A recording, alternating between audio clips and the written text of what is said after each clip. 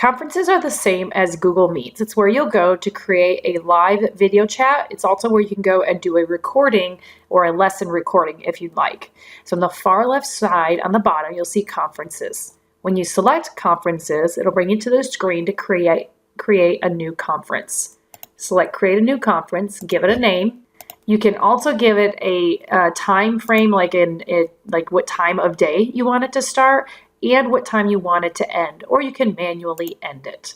When you click create, this is set up in your conferences, and then whatever class that you set it up in, it is also set up in the student's account too. So I'll show you what that looks like. So any conferences that I have in here will appear. However, you'll notice I cannot join until my teacher creates it. Now, just so you know that if you create a conference and you go in and you start the conference, students can then join. They can continue to join until you end the conference, whether you're in the classroom or not. Also, unfortunately, there is not a way to schedule a daily reoccurring conference. You have to go ahead and go to create new conference every single time you want to create a meeting with your students virtually. So once it's set up, you click Start Conference. This will begin the video for your students and also for yourself. So I'm going to log in right now as a teacher. I do have to click the microphone option every time. This is the same for students, and I have to allow it. You are currently the only. And so now I'm in my conference, and up on the top center is where I can start recording if I want to record my activities. You'll notice my video webcam is turned off currently. I did that on purpose. My sound, I'm going to mute that as well, just because I'm talking on the microphone. And this is where you go to share your screen. This little icon down here allows you to share your screen.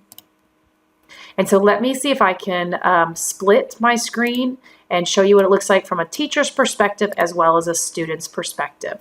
So over here on the left, I have my students' class. I'm going to choose refresh because my teacher has started the class. So now I want to join. It says it's in progress. And so now I can click the link and join as a student on the left. Click my microphone, choose allow, and that's going to get me logged in. All right. So let me expand my student page. Well, let me do this first. On my teacher page, let me just share my screen and, just put it on a screen that the students can see. So, oops. So here's my teacher page. I'm sharing my screen. So when I go over to student page and I expand, you'll see on the right, my teacher is sharing the screen. Now it's doing this funky thing because I am logged onto the same computer with two different meetings. So just ignore how it's doing this funky thing on the right. But on the left, I can see who's in my class. I can send a chat to my teacher. So it functions pretty much the same as in Google Meets. I'm going to minimize that and go over to my teacher screen. And I'm going to stop sharing, so that it goes back to normal. And on the left, I have my students listed. If I want a student to, I have controls over here. So if I want to do something specific with a student, I can send a private chat. I can mute the user. I can make them the presenter. Promote to moderator, I would not recommend that. That's more if you have a co-teacher in your classroom. If a student is locked, I can unlock them. And then if I want to remove them from the class, I can do that. So this is something that you might want to do when you want to close out your class, is remove everybody that doesn't leave.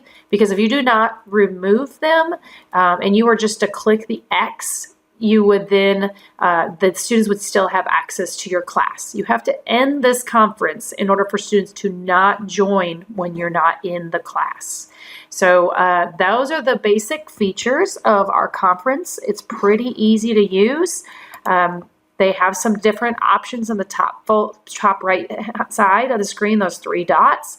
So you can make it full screen. There's some setting changes.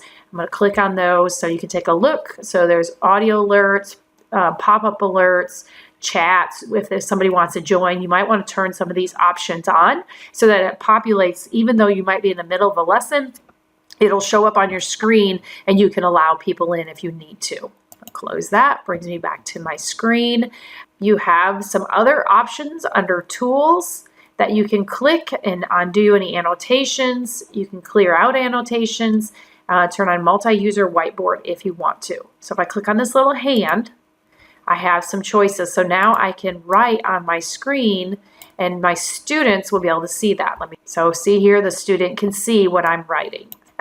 So you just have lots more choices in here, lots more flexibility, and I think this will be really helpful for those virtual classrooms and giving the students some different options. Those of you who are needing to draw in shapes or lines, you have those as options as well. And then I'm going to delete all my annotations and I can move on to whatever it is I want to show my students next. When you're ready to leave your conference, you can go ahead and select the X to close it out, but don't forget to end conference if you did not give an end time when you created this. This will make it so that students are not allowed to join your class any longer. That's really important that you choose to end conference so students cannot join when an adult is not in that meeting. So those are the basics of conference. Don't forget, if you need to record, you need to click the Start Recording button, and then it will record it and store it inside Schoology so that students can access later.